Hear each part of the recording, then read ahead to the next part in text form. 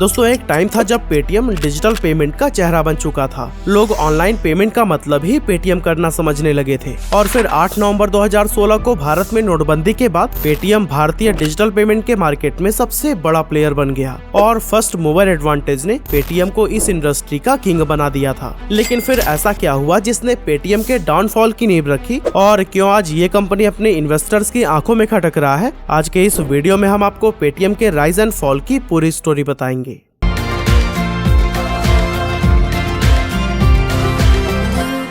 Account से Paytm करो।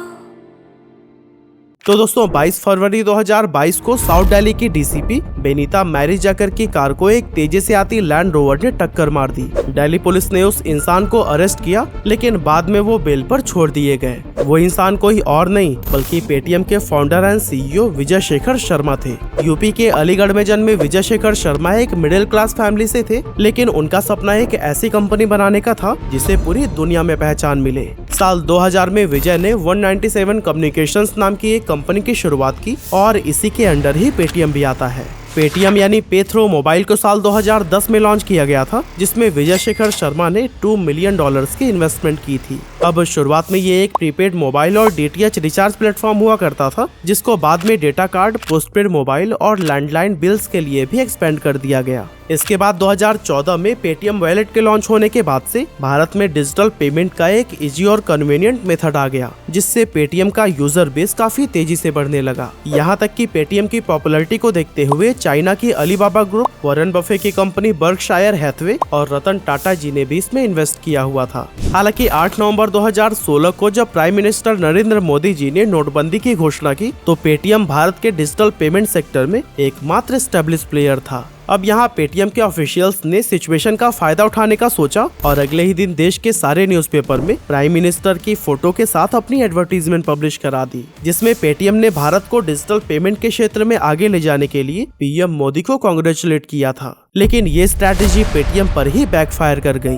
Actually opposition parties ने आरोप लगाया कि नोटबंदी की मदद से बीजेपी ने पेटीएम को फायदा पहुंचाया है और पेटीएम को सारे सिचुएशन के बारे में पहले से ही पता था। हालांकि पेटीएम ने इस पॉलिटिकल कंट्रोवर्सी पर ज्यादा ध्यान नहीं दिया और मौके का फायदा उठाने पर कंसंट्रेट किया और यही वजह थी कि महज एक महीने के अंदर ही पेटीएम के यूजर 14 करोड़ से बढ़कर 27 करोड़ पहुंच गए थे। साल 2015 में पेटीएम ने अपने पेमेंट बैंक की भी शुरुआत की, जो कि आज के समय में उनका एकमात्र प्रॉफिटेबल प्रोडक्ट है। 2017 में इस बैंक को रिजर्व बैंक ऑफ इंडिया से भी अप्रूवल मिल गया और पेटीएम का यूजर बेस और भी ज्यादा स्ट्रॉन्ग होता चला गया। हालांकि 2018 में कुछ केवाईसी दिक्कतों की वजह से इनके नए अकाउंट ओपनिंग पर रोक लगा दिया गया था, पर अगले ही साल इन्हें दोबारा से आगे बढ़ने के लिए अप्रूवल मिल गया। हालांकि आगे चलकर 2022 में भी पेटीएम पेमेंट बैंक और आरबीआई के बीच कुछ गड़बड़ियां देखने को मिली, पर तमाम बैन के बावजूद पेटीएम पेमेंट बैंक काफी सक्सेसफुल रहा और इसने पेटीएम की ग्रोथ में इम्पोर्टेंट रोल निभाया। अब आगे समय बीतता गया और डिजिटल पेमेंट के मार्केट में नए नए प्लेयर्स एंटर होते गए, लेकिन इसी बीच पेटीएम एक ऐसी गलती कर गया जिसने उसके अच्छे खासे बिजनेस को हिला कर रख दिया। एक्चुअली एनपीसीआई ने यूपीआई को लॉन्च कर दिया था, जिसकी मदद से बैंक टू बैंक पेमेंट भेजना आसान हो गया और पेटीएम जिस वॉलेट मोड पर चलता था उसकी पॉपुलैरिटी कम होने लगी। हालांकि पेटीएम ने इतनी जल्दी यूपीआई को एक्सेप्ट नहीं किया और यही वजह थी कि उसकी ज्यादातर यूजर्स गूगल पे और फोन पे पर चले गए। हालांकि बाद में पेटीएम ने भी अपने प्लेटफॉर्म पर यूपीआई को ऐड तो किया, पर जब तक पेटीएम को अपनी गलती रियलाइज होती तब तक काफी देर हो चुकी थी। यहाँ से पेटीएम का यूजर बेस कम होने लगा और उनका मार्केट शेयर भी घटता चला गया।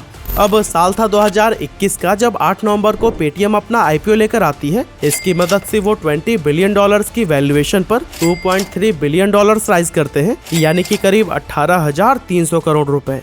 ये कोल इंडिया के बाद से भारत का सबसे बड़ा आईपीओ था और पेटीएम के एक शेयर की कीमत 2150 रुपए रखी गई थी। विजय शेखर शर्मा ने कहा था कि उन्होंने इन्वेस्टर्स को फायदा पहुंचाने के लिए शेयर की प्राइस काफी कम रखी है, पर एक्सपर्ट्स का मानना था कि ये काफी ज्यादा है। पेटीएम का आईपीओ मार्केट में बहुत हाइप लेकर आया और लोग इसमें इन्वेस्ट करने के लिए बहुत एक्साइटेड दिखाई दिए। यहाँ तक कि ग्रे मार्केट में भी पेटीएम का शेयर 20% प्रीमियम पर ट्रेड कर रहा था। वैसे हम आपको बता दें कि ग्रे मार्केट एक ऐसा अनऑफिशियल मार्केट है जहां ऑफिशियल ट्रेडिंग से पहले शेयर्स की बाइंग एंड सेलिंग होती है। और दोस्तों पेटीएम के शेयर को तो ग्रे मार्केट पर लोग 20% ज्यादा प्राइस पर खरीदने के लिए तैयार थे, पर 18 नवंबर 2021 को जब पेटीएम स्टॉक मार्केट पर लिस्ट हुआ तो दिन के अंत तक इसके शेयर की प्राइस सिर्फ 1560 रुपए रह गई। और दोस्तों फिलहाल आज के टाइम पर पेटीएम का शेयर 620 रुपए के करीब है, जो कि 2150 की इशू प्राइस से करीब 71% नीचे है।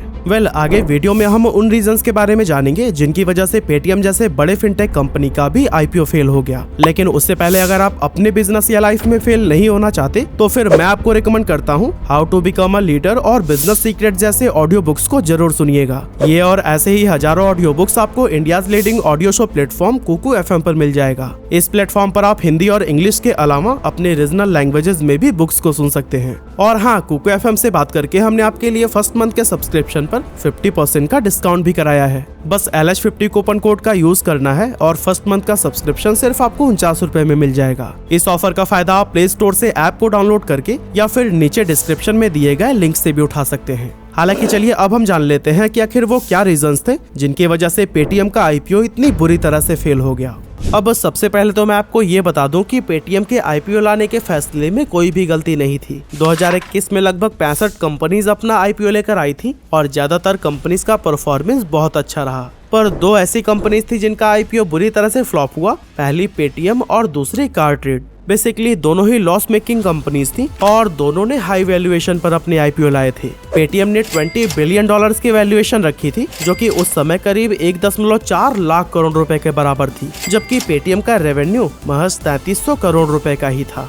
अब दोस्तों एक कंपनी के शेयर का प्राइस और उसकी अर्निंग के रेशियो को प्राइस टू अर्निंग रेशियो या पीई रेशियो कहते हैं। अब क्योंकि पेटीएम एक लॉस मेकिंग कंपनी है, इसीलिए हम इसका प्राइस टू अर्निंग रेशियो नहीं निकाल सकते और ऐसी कंडीशन में हमें इसका प्राइस टू सेल्स रेशियो निकालना होगा, जो कि पेटीएम के केस में 35 आता है। मतलब हम सिंपली समझें तो इस कंपनी को अपने इन्वेस्टर्स का प्रॉफिट कराने के लिए हर साल 400% के रिटर्न देने होंगे, जो कि लगभग इम्पॉसिबल है। अब दोस्तों ग्लोबल स्टैंडर्ड पर देखें तो $20 बिलियन के लगभग की वैल्यूएशन वो कंपनीज मांगती हैं जिनका रेवेन्यू पेटीएम से कम 9 गुना ज्यादा होता है। लेकिन पेटीएम कम रेवेन्यू के बावजूद हाई वैल्यूएशन के लिए गई, जो कि पहले ही दिन से अपने इन्वेस्टर्स के साथ बहुत बड़ा धोखा था। हालांकि पेटीएम का वैल्यूएशन ही इसके आईपीओ के फेलियर का एक मात्र कारण नहीं था। बेसिकली प्राइवेट कंपनीज और पब्लिक कंपनीज के लिए फंडिंग का गेम बहुत अलग अलग चलता है। प्राइवेट कंपनीज फंडिंग काफी आसानी से हासिल कर लेती हैं और अपनी वैल्यूएशन को बहुत ज्यादा बढ़ा लेती हैं,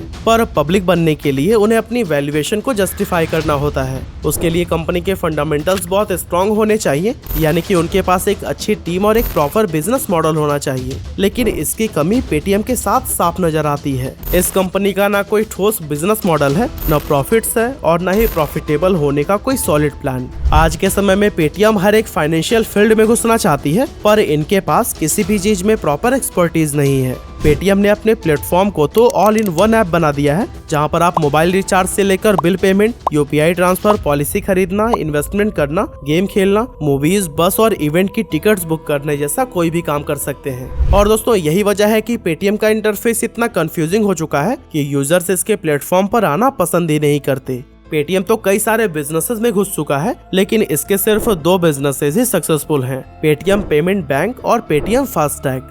अपने पेमेंट बैंक में पेटीएम ने लगातार आरबीआई के रूल्स एंड रेगुलेशंस को ताक पर रखा है, जिसके कारण उन्हें काफी सारे प्रॉब्लम्स का भी सामना करना पड़ा है। पर प्रेजेंट सिचुएशन की बात करें तो पेटीएम पेमेंट बैंक इस कंपनी को लगातार प्रॉफिट कमा कर दे रहा है। इसके अलावा पेटीएम फास्टैग, जो पेटीएम बैंक के ही अंडर आता है, वो भारत के फास्टैग मार्केट में 28.2% का शेयर रखता है। हालांकि इन दोनों के बाद पेटीएम के पास ऐसा कोई भी बिजनेस नहीं है जो कि उनके लिए प्रॉफिट्स लेकर आ रहा हो। इसीलिए यहाँ सवाल उठता है कि आखिर पेटीएम बनाना क्या चाहता है। अब इस सवाल पर पेटीएम के फाउंडर विजय शेखर शर्मा कहते हैं कि उनका लक्ष्य एक ऐसे बिजनेस मॉडल को बनाने का है जिसमें वो एक बिजनेस से कस्टमर को एक्वायर करें और उसे अपने दूसरे बिजनेस की ओर ले जाकर उनसे भी पैसे कमाए। एग्जाम्पल के लिए अगर कोई कस्टमर पेटीएम का इस्तेमाल करता है तो फिर उसे Paytm payment bank, Paytm FASTag और पेटीएम फर्स्ट गेम जैसी दूसरी सर्विस पर भी ले जाने की कोशिश की जाती है। लेकिन विजय शेखर शर्मा का ये मास्टर प्लान इन्वेस्टर्स की समझ से बाहर है और इसीलिए वो उन्हें सीरियसली लेने को तैयार नहीं है। अब बिजनेस के मामले में तो पेटीएम फेल हो ही रहा है, पर अब तो इसकी किस्मत भी इससे मुंह मोड़ती नजर आ रही है। एक्चुअली पेटीएम के पास दूसरे फिनटेक स्टार्टअप के कंपैरिजन में एक ही एडवांटेज था और वो था उनका वास्ट यूजर डेटा, जिससे वो मार्केट में लीड ले सकते थे। पर 2021 में आरबीआई के अकाउंट एग्रीगेटर नेटवर्क इनिशिएटिव ने पेटीएम से ये भी छीन लिया। इस इनिशिएटिव के तहत भारत के सारे फिनटेक स्टार्टअप्स एक दूसरे के यूजर डेटा को इस्तेमाल कर सकते हैं। मतलब कि अगर पेटीएम को पता है कि उनका कस्टमर इन्वेस्टमेंट करने में इंटरेस्टेड है, तो फिर उनका ये डेटा फोन पे, गूगल पे और दूसरी फिनटेक एप्स के पास भी होगा। और दोस्तों, इसी के कारण पेटीएम के हाथ से रेवेन्यू जनरेट करने का एक और तरीका छिन चुका है। मगर फिर भी आप अगर नोटिस करेंगे तो पेटीएम लगातार एक्सपेंड कर रहा है और नए नए बिजनेसेस में हाथ आजमाता जा रहा है। ऐसा इसलिए क्योंकि ऐसी कंपनीज का मेन फोकस प्रॉफिट कमाने पर नहीं, बल्कि कस्टमर का बिहेवियर चेंज करने पर होता है। पेटीएम आपको अपने प्लेटफॉर्म के थ्रू पेमेंट करने पर रिवॉर्ड और कैशबैक इसलिए देता है जिससे आपको उनके प्लेटफॉर्म की आदत लग जाए और आप इनके इकोसिस्टम में ही फंस कर रह जाओ। हालांकि फिलहाल तक तो पेटीएम अपने बिजनेस मॉडल को सक्सेस तक पहुंचाने में नाकाम रहा है, लेकिन आखिर में सवाल उठता है कि पेटीएम को आखिर ऐसा क्या करना चाहिए जिससे कि वो अपने लॉसेस को कम कर सके। तो दोस्तों, सबसे पहले तो पेटीएम को एक प्रॉपर बिजनेस प्लान बनाना होगा जिनमें उनके टारगेट्स और गोल क्लियर हों। इससे वो इन्वेस्टर्स के बीच भरोसा कायम रख पाएंगे और उनके शेयर्स की प्राइस और नीचे नहीं आएगी। पेटीएम को ये समझना होगा कि भारतीय इंटरनेट यूजर्स को सारी सर्विसेज एक जगह पर नहीं चाहिए, बल्कि वो चाहते हैं कि उन्हें हर सर्विस फास्ट एंड एफिशिएंट तरीके से मिले।